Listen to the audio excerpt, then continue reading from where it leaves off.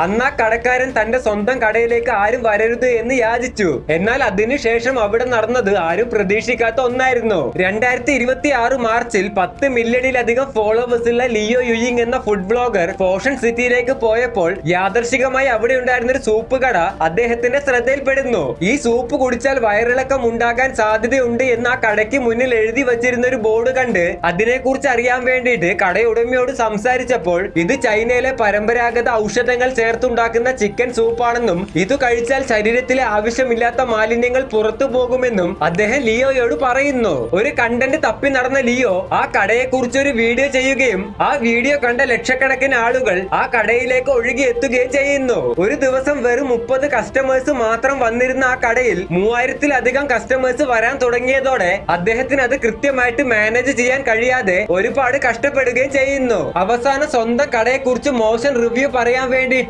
ആൾക്കാർക്ക് പൈസ കൊടുത്ത് ഏർപ്പാടാക്കുകയും ഇന്റർവ്യൂവിന് വരുന്നവരോട് കടയെ കുറിച്ച് മോശമായിട്ട് സംസാരിക്കുകയും ചെയ്യുന്നു. എന്തൊക്കെ ചെയ്തിട്ടും ആ കടയിലേക്ക് വരുന്ന ആൾക്കാരുടെ എണ്ണം കുറയാത്തത് കൊണ്ട് അദ്ദേഹത്തിന് ആ കട കുറച്ചു കാലത്തേക്ക് അടച്ചിടേണ്ടി വന്നു.